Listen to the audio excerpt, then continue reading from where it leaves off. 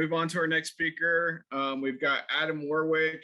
Adam Warwick is with the Nature Conservancy. He manages the western part of the state. And he'll be talking to us about fire crew to a community of practice.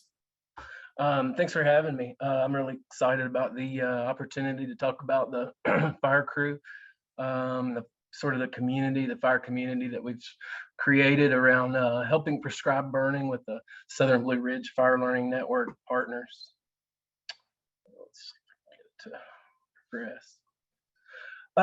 So, I started working here about 8 years ago and a little over, and really one of the first things I got involved with was the Southern Blue Ridge Fire Learning Network. And it's a 500 member network now, and annual meetings and webinars and workshops and landscape teams, and all that networking and talking is really good. Communication is really good in that network. And ever since it started in about 2007,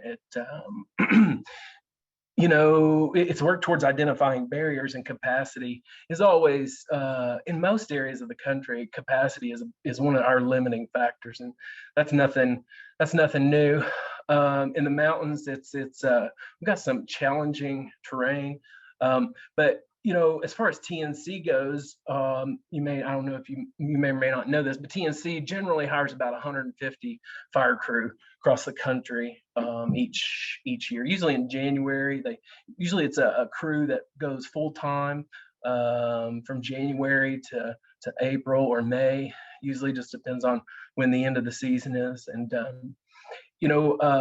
interestingly, 50 of those firefighters are approximately are in North Carolina, with the TNC North Carolina alone. But, the mountains is a different animal, and TNC really never had a fire crew or any fire operations capacity in the mountains until we got started about 8 years ago. We have such complex terrain here, and our burn windows are fairly short. We have to use a lot of natural fire breaks and roads that are already created. So we got big units, so it just requires a bunch of people. And wildland urban interface, every year it gets harder and harder to burn. It keeps creeping closer and closer to places we burn. So where smoke management is a big concern for us. And so all the while, our forests just get denser. The canopy gets denser. If it's not 95% in most places, then it's probably close to it. So we generally have a lot of understory that's devoid of habitat structure, understory. And furthermore, as you get denser forests and increasingly maple and poplar leaf litter, the fire just becomes that much less receptive to fire. So we've got that transition going on. So we got the scale of our challenge of restoring the fire to all of these public lands, some 3-4 million acres in the western North Carolina alone. It's an immense challenge. And so the canopy is so dense in most places that sunlight doesn't penetrate that well. And so even when it rains, whereas in the sandhills, it rains the night before, and by noon the next day, you can go out and burn. It wipes us out for 3 days after it rains, and because it just doesn't dry out, probably like it did historically when the woods were burned more regularly and they were much more open.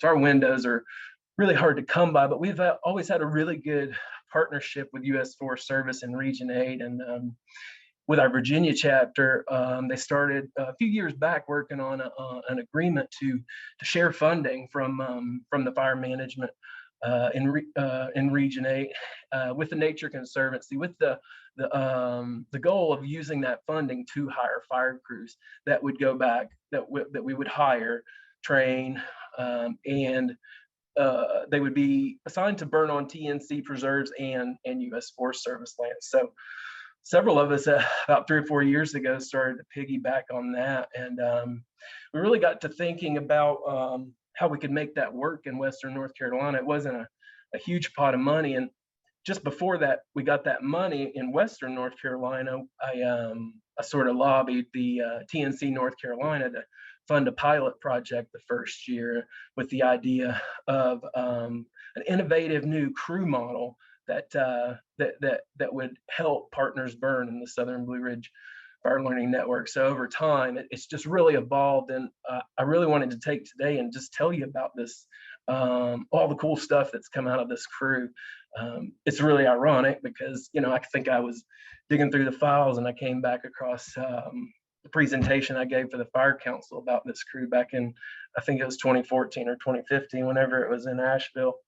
And it was just cool to look at that presentation and think about how far we've come. But it's really evolved from building capacity, and we do that tenfold. But it's just become a real cool community of practice. The lady that I work with, she works out in Colorado, and she was writing a story about the crew one day, and I just started describing what it was like, what this crew was like, and she was like, "Oh, so you mean a community of practice?"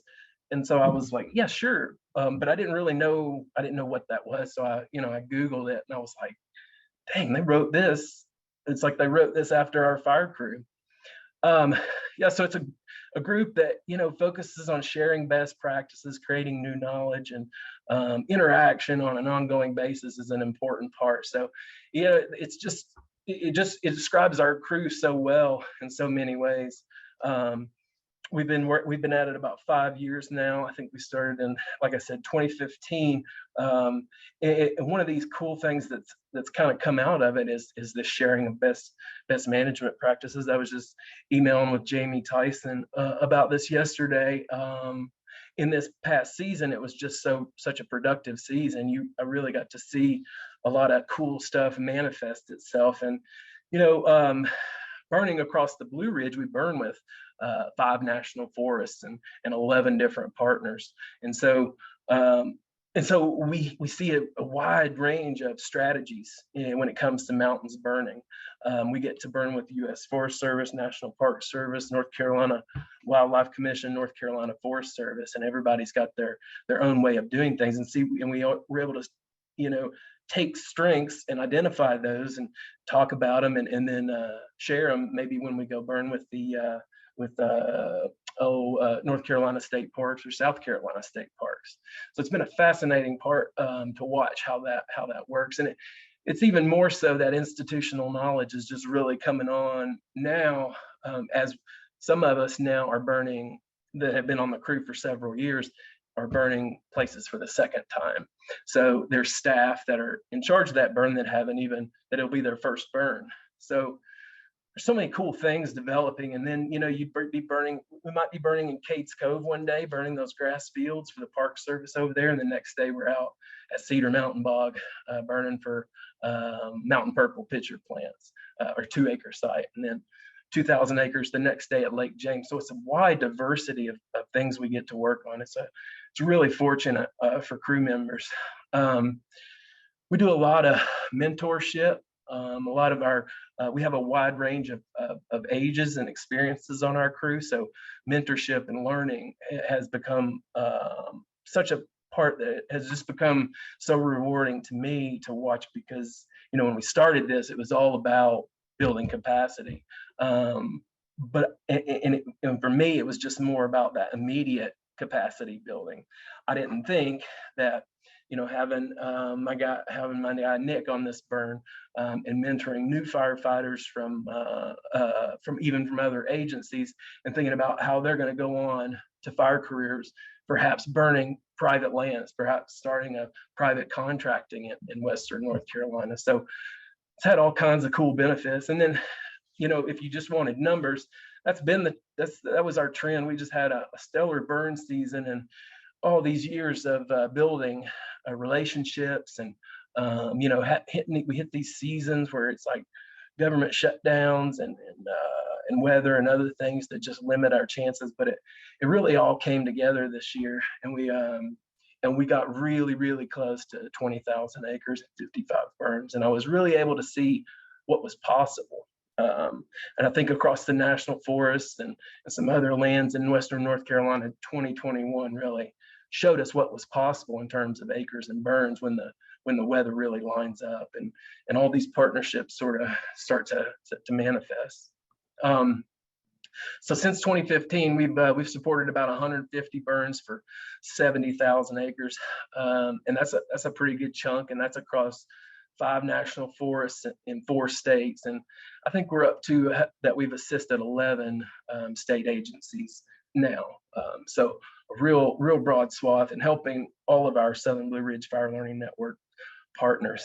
I wanted to tell you about this, because it's a real viable, cost-effective solution, I think, for addressing capacity shortages. And I've talked with folks in Montana and Oregon and Arkansas and Maryland, and so it seems that a lot of people are going to try to start emulating this crew model. It's a call when needed crew model. So basically, the deal is we hire 23 call when needed firefighters each season. We're getting ready to advertise, and we'll the job descriptions, and we'll bring them on probably about mid-October to be available for the fire season.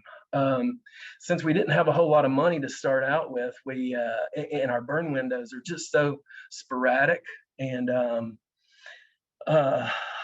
we didn't have long leave or NIFWIF funding and things like that at our disposal. So we decided to try this call when needed model, where we hire 23 folks for 6 months on a part-time basis. And so, and then the idea is when they're hired, we say, hey, you only work when we call. So the idea in that first year is we hired 10. So ideally, we would get 5 folks available on any given day. We basically work on 4 things. We're burning, preparing fire line, home hazard fuel mitigation, like Justin was talking about earlier, and we've also been doing a good bit of we've done a forced inventory a few times over the year for the U.S. Forest Service, but now we've got 23 folks, and really our goal, ideally, is to have about 10 folks available on any given day. We've been our volunteer capacity has really jumped up, and each year we gain firefighters that are really committed and available and local, and anchored into the community. And so we've been able to bring several folks back, and we have days where we have 17, 18 folks available on any given day. And so in those days, we're able to help 3 partners, and on several days we've been able to help 4. So yeah, and it's a lot about the community practice for me, and restoring this fire culture. And I think it's really been beneficial to a lot of people on the crew as far as having this means to stay involved in fire.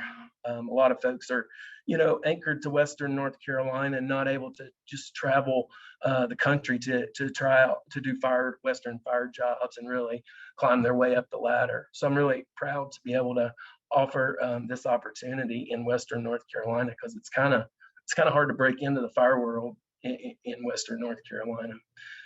Like I said, it's cost effective because they're call when needed. So you can't get leaner on funding, and because there's no idle time. We don't do busy work. We call when there's work to be done, and increasingly every year as we just get greater and greater demand, so there's just more and more work to be done. We've got a broad range of folks on our crew, and we've got some really experienced folks. I've actually got mentors, several in fact, on the crew that I hire and supposedly supervise. But Keith Suttles is one of them that's been with us from the very beginning, and I'm really thankful to have him and his experience.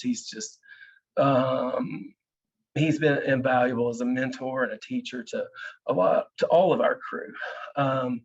But he was assistant camp director for the bridge program for 20 some odd years, and now he does contract wildland fire suppression. And so all that experience would not be making its way back into the fire world, or you talk about succession planning. This would have otherwise, his experience would have been lost to the next generation of fire practitioners. So I was really lucky to find Suttles. and when the idea for this crew came on, I think I was sitting with him out doing standby, sitting standby in McDowell County for Chris Davis. And I got to thinking, well, if North Carolina Forest Service can do standby firefighters on the county offices, why can't we do something with prescribed fire? Because you pay folks when the fire danger is high, they come in, sit in the office, and do initial attack. So I think that's where I came across it, and that's also where I started recruiting folks. I got Keith and Corey Presnell and a couple other folks that are still on our crew from working standby with them when I was working on task books. From a partner perspective, we've played some critical roles. We've definitely saved a few fires from escape, and I think the fire staff really appreciates the experience that we bring. Even for our younger crew members, if you think about it, I would say if you're on a national forest or a conservation area, before this season, we would have thought 5 burns for 5,000 acres is a pretty good burn. That's a pretty good burn season on a district. That's about what you could have hoped for. We had a much better season this year, but which changed our standards. But we're able to help out on these bigger burns. We're able to add the extra people that makes the difference in some of these between it being a go and a no-go, and bringing a lot of experience out there. Some of these younger firefighters, I think this year one of our crew member, comparing it to the 5 burns for 5,000 acres, if you work on a district, she burned 25 times for 13,000 acres or so. So you get real rapid and diverse learning experience, and the partners all benefit from that because we work with different partners. And so our leadership and experience allows partners to burn. Some of them burn multiple units in the same day, taking advantage of our narrow and sort of sporadic burn windows. I've always made sure that we were fire ready. When I was working in Florida for my first several years, you just don't show up on burns and then ask for equipment.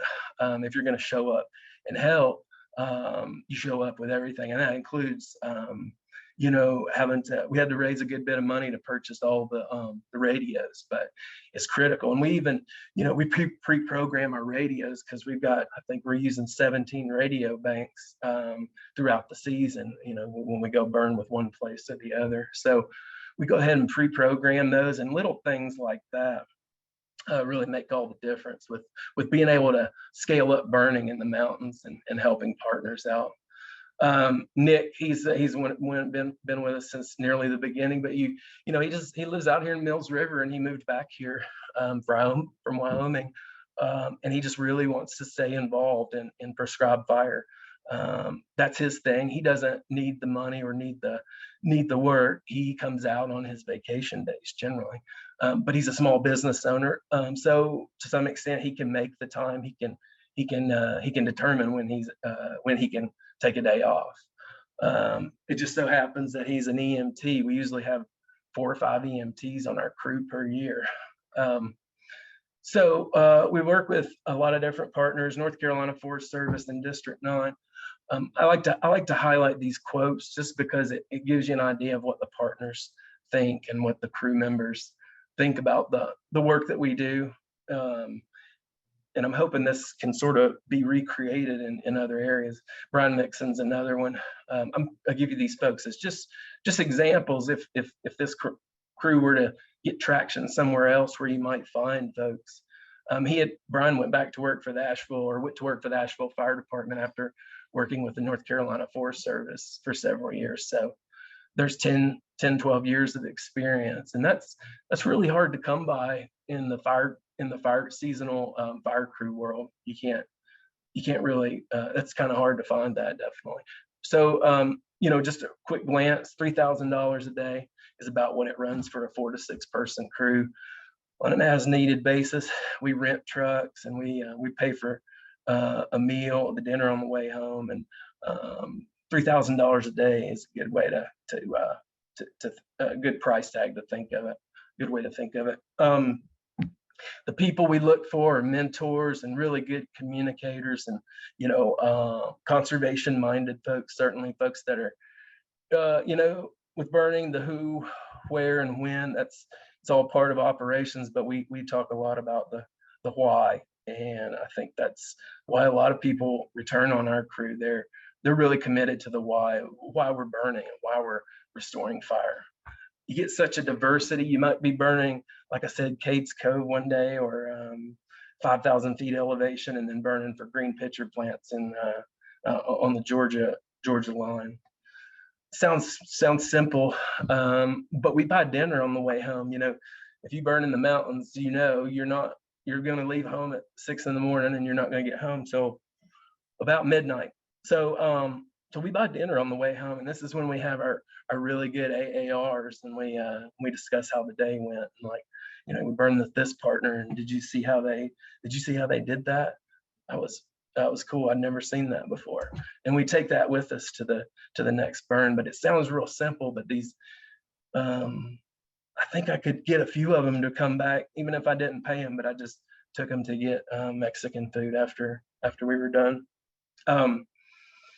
Crew cohesion's really big. We're flexible. We do a lot of carpooling. Those are all the places we burn, and then all the blue dots are where all our crew lives. So we pick people up on the way. I'm not going to make somebody drive to Asheville and then double back. We take the extra step, me and the crew leaders, to plan logistics, so people want to come burn. There's enough hassles to be able to burn in the mountains. But as far as opportunity goes for crew members, if somebody's looking for a career in wildland fire, you can't beat what we offer, because you get to go burn with staff from 5 national forests and about 11 different state agencies. So you're basically training with people that you will apply to a job for one day when you're done with the fire crew. You get real diverse experience and different fuels and different terrain. Task books for folks in the federal system and folks that want to advance in a wildland fire career. You get a big diversity of task book work that you can do. I was really proud of Quetzal Jordan. She was on our crew for the first time this year. About 2 years ago, we did this seminar with REI here locally called REI Women in Fire, and a lot of the partners came and helped us out, and she came, and Quetzal came to that seminar, and she'd never burned before. She's a professional musician, actually. But she came out this year, and really, I like what she says.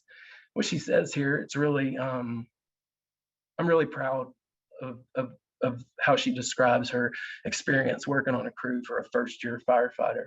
It would be really easy if you didn't have the right crew members. It could be a real intimidating environment for a new firefighter, especially female firefighter.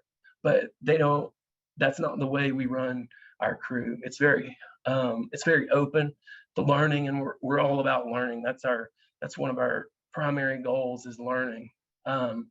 Even on the volunteer side, Kyle Purcell, he works for the Highlands Cashers Land Trust. He manages a lot of property. We didn't hire him this season because he's got a full-time job, but that's just to say we've got volunteers coming out with us too and getting experience. In fact, all of these partners have sent folks with us in sort of a partner volunteer capacity. Some of their less experienced folks. Adam, we're starting to go over time. Can you wrap it up? I'm sorry. Well, I can wrap up there. I just wanted to express, the value of this crew and possibility that it could be replicated in other areas. There's a podcast out there. If you want more information, I go into detail on the sort of the Southern Fire Exchange podcast. And certainly you're welcome to reach out to me if you have any other questions.